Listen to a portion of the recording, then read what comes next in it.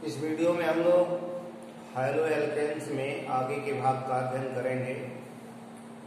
पिछले वीडियो में hello alkene बनाने की 4 विधियों का अध्ययन किया गया था। अगली विधि है 5वीं बोरोडीन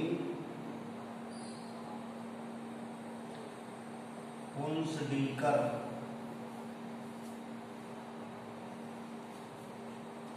अभिक्रिया द्वारा।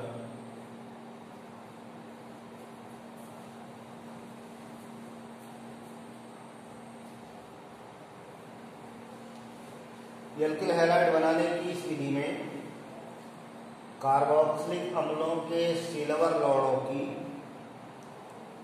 क्लोरीन या ब्रोमीन से अभिक्रिया कार्बन टेट्राक्लोराइड विलयन में कराई जाती है। इससे एल्किल क्लोराइड या एल्किल ब्रोमाइड बनते हैं। जैसे मोनोकार्बोक्सिलिक अम्ल का सिल्वर लौड़ RCOOAG है, ये silver salt of monocarboxylic acid है। इसकी अभिक्रिया क्लोरीन के साथ कार्बन टेट्राक्लोराइड विलायक में कराएंगे तो एल्किल क्लोराइड बनता है, RCl एल्किल क्लोराइड बनता है। अब इसमें जितने कार्बन होंगे, एक कार्बन CO2 के रूप में निकल जाएगा, कार्बन डाइऑक्साइड, और सिल्वर क्लोराइड बनेगा, alkyl chloride.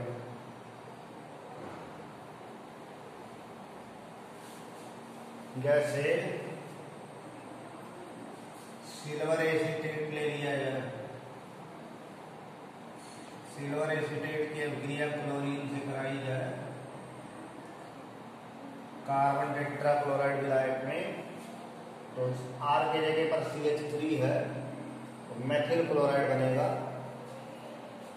CH3Cl, carbon dioxide AgCl, ये मेथिल क्लोराइड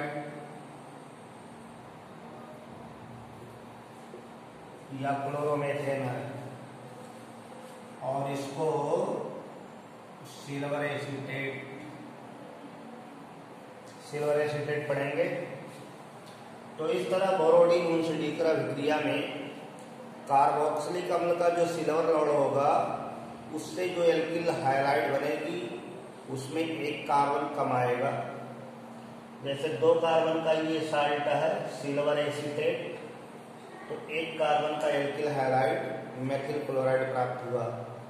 इसमें कार्बन की संख्या पैरेंट से बनने वाले प्रोडक्ट में 1 कम रहेगी, यानी 1 कार्बन कम एल्किल हैलाइड बनेगा।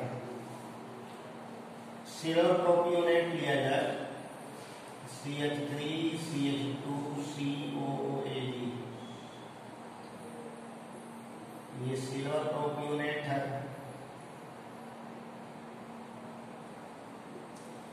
सिल्वर प्रोपियोनेट की ब्रोमीन से अभिक्रिया कराई जाए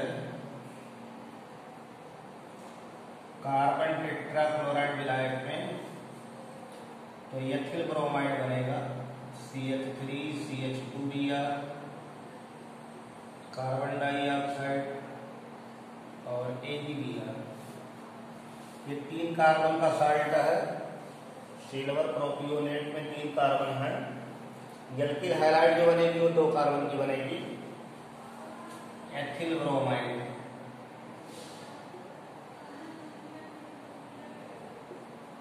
तो बोरोडीन पुंसडीकर अभिक्रिया में कार्बोक्सिलिक अम्लों के सिल्वर लौड़ों की कार्बन टेट्राक्लोराइड विलायक में क्लोरीन या ब्रोमीन से अभिक्रिया कराने पर एल्किल क्लोराइड या एल्किल ब्रोमाइड प्राप्त होते हैं। तो क्लोराइड या ब्रोमाइड बनाने की विधि है। और दूसरा, कार्बन की संख्या इस रिएक्शन में कम होती है। अगर श्रृंखला का अवरोहण करना है, यानी डिक्रीज करना है, नंबर ऑफ कार्बन आइटम्स घटाने हैं, तो इस रिएक्शन का प्रयोग किया जा सकता है। ऐसे बनाने की अगली विधि है कोनांट फिनकलस्टीन अभिक्रिया द्वारा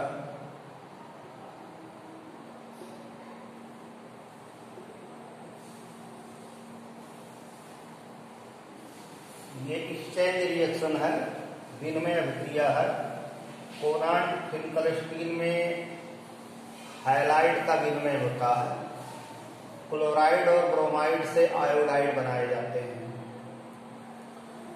कोई एल्किल क्लोराइड या ब्रोमाइड है, उसकी सोडियम आयोडाइड से अभिक्रिया कराई जाए एसीटोन सॉल्वेंट में, एसीटोन विलायक में, तो जो क्लोराइड या ब्रोमाइड है वो आयोडाइड द्वारा रिप्लेस हो जाता है। ये हाइलाइड विनिमय विधि है, एक्सचेंज ऑफ हाइलाइड। क्लोराइड और ब्रोमाइड को आयोडाइड से रिप्लेस करा करके आयोडाइड कंपाउंड बनाए जाते हैं। तो एल्किल आयोडाइड बनेगा और सोडियम क्लोराइड अलग हो जाएगा। ऐसे कोई एल्किल ब्रोमाइड है, उसकी अभिक्रिया सोडियम आयोडाइड से कराएंगे एसीटोन सॉल्वेंट में, तो एल्किल आयोडाइड बनेगा और सोडियम ब्रोमाइड अलग हो जाएगा। तो ये हाइलाइड विनिमय विधि कहलाती है। इस विधि द्वारा आयोडाइड बनाए जाएंगे क्लोराइड और ब्रोमाइड से।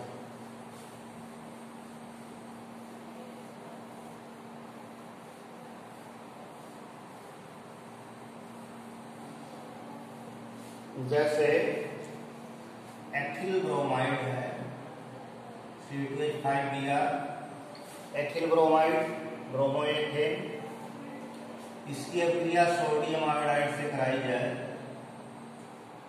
एसीटोन सॉल्वेंट में, तो एथिल आयोडाइड बनेगा C2H5I प्लस NaBr। ये एथिल आयोडाइड है। तो ब्रोमाइड का आयोडाइड से विनिमय हो गया। ऐसे अगर एथिल क्लोराइड है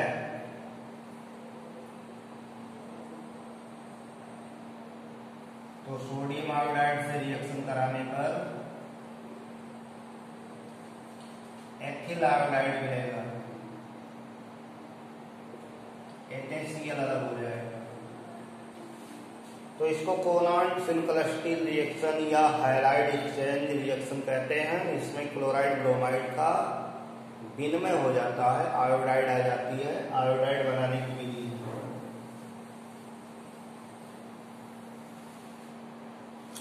एक रिएजेंट है लूकास रिएजेंट, लूकास या लूकेस रिएजेंट है, जो एल्कोहलों में विभेद करता है और एल्किल क्लोराइड बनाता है। एनहाइड्रस ZnCl2 का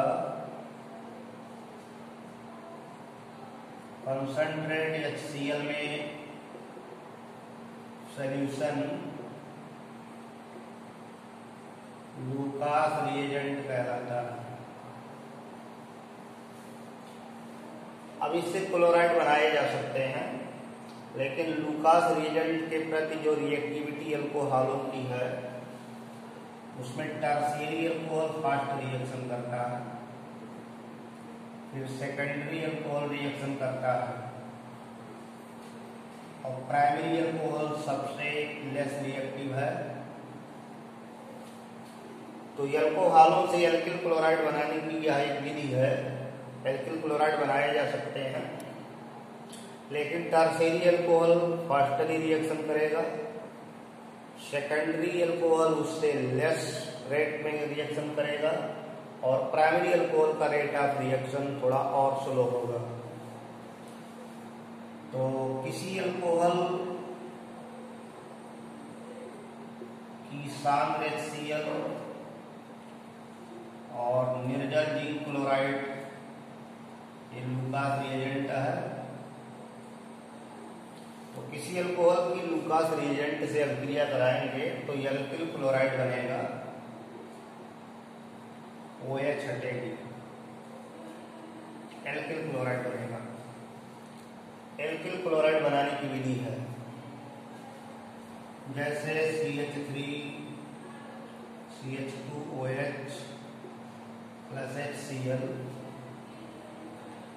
ZnCl2 एनहाइड्रस, तो बनेगा CH3 CH2Cl plus H2O, ethyl chloride बन गया। अब अगर टर्शियरी अल्कोहल लेते हैं कोई, तृतीयक अल्कोहल जिसको कहते हैं टर्शियरी अल्कोहल,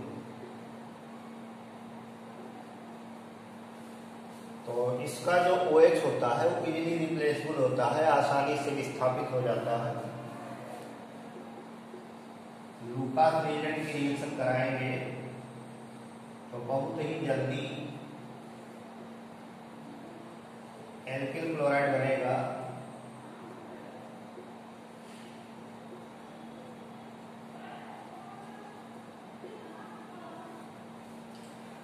ये टर्शियरी ब्यूटिल क्लोराइड है, ये कार्बन टर्शियरी है, तृतीयक है, उस पर क्लोरीन जुड़ी है, टर्शियरी ब्यूटिल क्लोराइड, और ये टर्शियरी ब्यूटिल अल्कोहल है।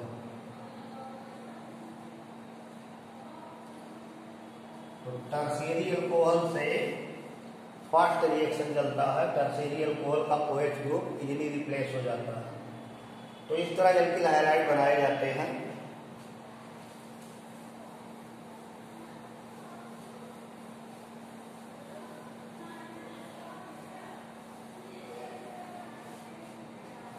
एल्किल हाइलाइडों में नेचर ऑफ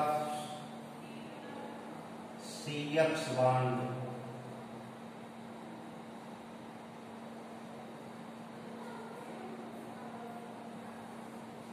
CX बॉन्ड जो है उसकी क्या प्रकृति है, कार्बन से जुड़े हाइड्रोजन बॉन्ड का नेचर क्या है, उस पर रेट ऑफ रिएक्शन डिपेंड करता है। जैसे कोई एल्किल हैलाइड है CH3 CH2Cl, तो ये जो क्लोरीन है वो जिस कार्बन परमाणु से जुड़ा है उसका हाइब्रिडाइजेशन sp3 है, sp3 हाइब्रिडाइज्ड स्टेट है।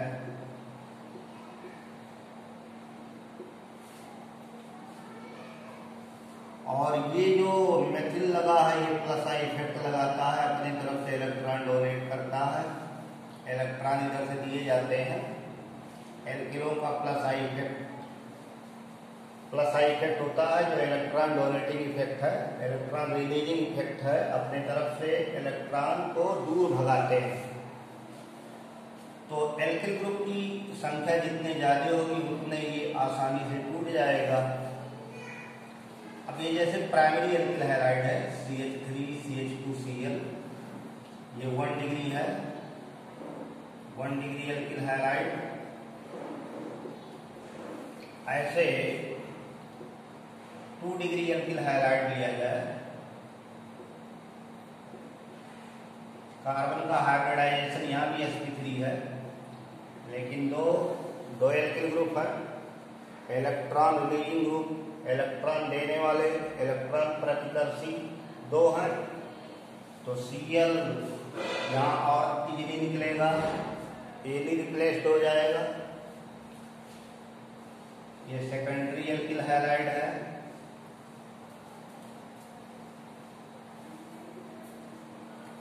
ऐसे अगर टर्शियरी एल्किल हैलाइड है, 3 प्लस आई इफेक्ट लगाने वाले ग्रुप हैं, हाइब्रिडाइजेशन यहाँ भी sp3 है, sp3 हाइब्रिडाइजेशन कार्बन का है। तो 3 प्लस आई इफेक्ट लगाने वाले ग्रुप इलेक्ट्रॉन रिलीज करेंगे, कार्बन पर इलेक्ट्रॉन की डेंसिटी बढ़ाएंगे, तो CCl बॉन्ड जो होगा ये बॉन्ड ये इजीली टूट जाएगा। क्लोरीन इजिली निकल जाएगी। तो रिएक्शन जो रिप्लेसमेंट या विस्थापन अभिक्रियाएं जिसमें क्लोरीन परमाणु का विस्थापन होता है, न्यूक्लियोफिलिक होता है, नाभिकिस नहीं होता है, Cl क्लोराइड के रूप में निकलता है या हाइड्रोजन हाइलाइड के रूप में निकलता है और कोई इनकमिंग न्यूक्लियोफाइल आकर के जुड़ जाता है। तो टर्शियरी एल्किल हाइलाइड का रिप्लेसमेंट रिएक्शन फास्ट चलेगा, फिर सेकेंडरी एल्किल हाइलाइड का होगा और उसके बाद प्राइमरी एल्किल हाइलाइड का होगा। तो जिस कार्बन से हाइड्रोजन जुड़ी है उस कार्बन पर जितने ज्यादा एल्किल जुड़े होंगे, एल्किल ग्रुप्स जुड़े होंगे, उतना ही इजीली, उतना ही आसानी से CCl बॉन्ड का आयोनाइजेशन हो जाता है या CX बॉन्ड का आयोनाइजेशन हो जाता है और इनकमिंग आने वाला न्यूक्लियोफाइल इजीली जुड़ जाता है। अब अगर हाइड्रोजन एटम किसी sp2 कार्बन से जुड़ी हो, जैसे क्लोरोबेंजीन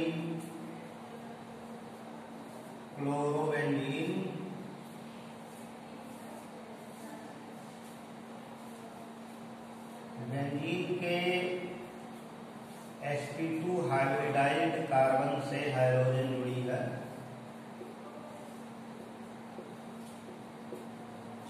ये हाइड्रोजन एटम जिस कार्बन से जुड़ी है वो sp2 हाइब्रिडाइज्ड है।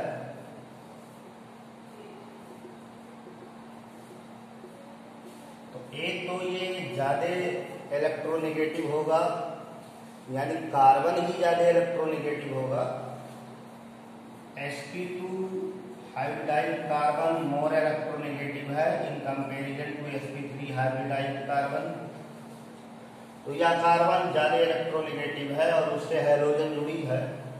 इस बॉन्ड का आयोनाइजेशन स्लो होगा एल्किल हाइड्राइडों की तुलना में, ये बॉन्ड जल्दी नहीं टूटेगा। दूसरा फैक्टर, इसमें जो 3 लोन पेयर इलेक्ट्रॉन है हाइड्रोजन के पास, हाइड्रोजनों के बाद उसमें 7 इलेक्ट्रॉन, एक बॉन्ड बनाया है 6 इलेक्ट्रॉन, यानी 3 लोन पेयर दिख रहे हैं। ये लोन पेयर इस डबल बॉन्ड के कॉन्जुगेशन में है, इसलिए अनुनाद लगेगा, रेजोनेंस लगेगा और रेजोनेंस के कारण इलेक्ट्रॉन इधर चलेंगे। तो CX बॉन्ड में पार्शियल या आंशिक रूप से डबल बॉन्ड कैरेक्टर डेवलप हो जाता है, द्विबंध लक्षण आ जाता है। तो ये एक बॉन्ड के जगह पर आंशिक रूप से द्विबंध हो जाता है, जिससे ये बंध और मजबूत हो जाता है। इसलिए बेंजीन रिंग के कार्बन से जुड़ी हाइड्रोजन लेस रिएक्टिव होती है, कम क्रियाशील होती है, आसानी से रिप्लेस नहीं होती है, कठिनाई से रिप्लेस होती है। तो इसकी रिएक्टिविटी कम होती है और एल्किल हाइड्राइडों की रिएक्टिविटी ज्यादा होती है।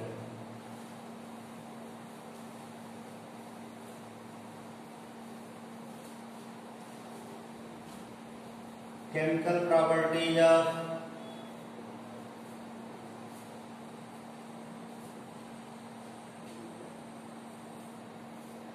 Alkyl hydrides. एल्किल हाइड्राइडों के रासायनिक गुण।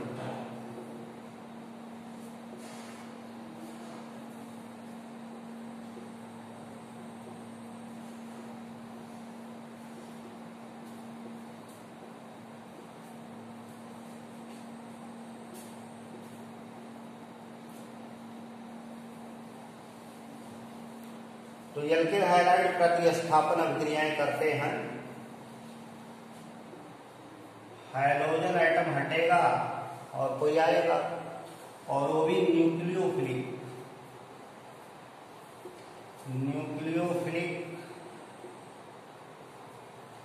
Substitution reactions.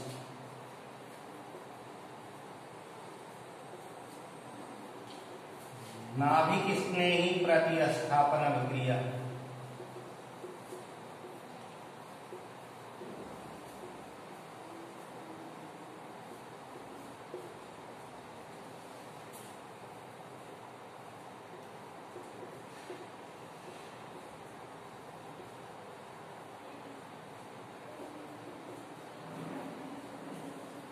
तो नाभिक स्नेही प्रतिस्थापन विक्रिया में एल्किल हैलाइड का जो हाइड्रोजन है वो निगेटिव पार्ट के रूप में निकलेगा। ये न्यूक्लियोफाइल है। न्यूक्लियोफाइल जो होते हैं नाभिक स्नेही इलेक्ट्रॉन रिच होते हैं, इलेक्ट्रॉन से धनी होते हैं और इलेक्ट्रॉन पेयर डोनर का कार्य करते हैं। तो ये रिएक्शन में रिप्लेस होता है। और दूसरा न्यूक्लियोफाइल जो इलेक्ट्रॉन से रिच है वो अपना इलेक्ट्रॉन दे करके एल्किल से बॉन्ड बनाता है। Any means nucleophile. तो जब एक न्यूक्लियोफाइल दूसरे न्यूक्लियोफाइल से रिप्लेस हो जाए तो उस रिएक्शन को नाभिक स्नेही प्रतिस्थापन कहते हैं। एल्किल हाइड्राइडों की अभिक्रियाएं नाभिक स्नेही प्रतिस्थापन होती हैं। जैसे नम सिल्वर ऑक्साइड से अभिक्रिया, नम सिल्वर ऑक्साइड से अभिक्रिया,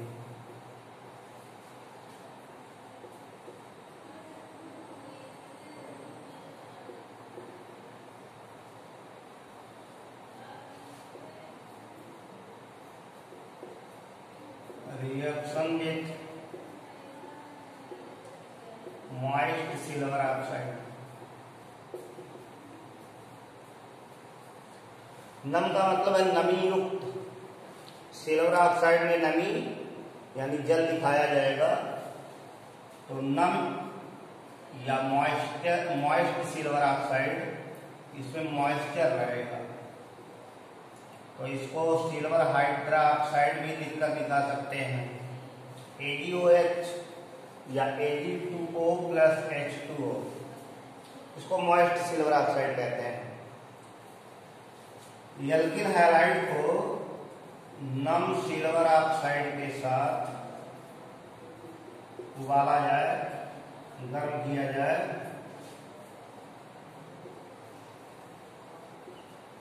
ये मॉइस्ट सिल्वर ऑक्साइड है।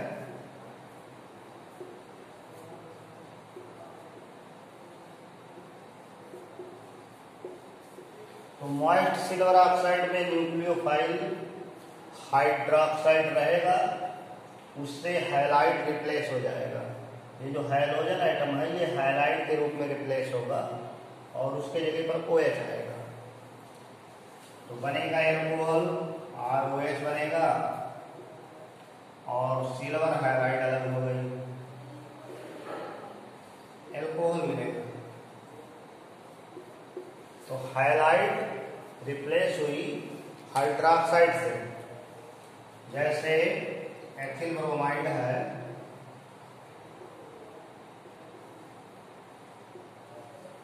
नम सिल्वर ऑक्साइड से अभिक्रिया कराएंगे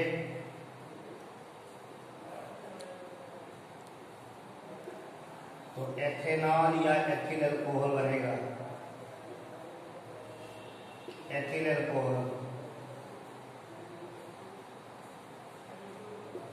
तो ब्रोमाइड हाइड्रोक्साइड से रिप्लेस हो गई।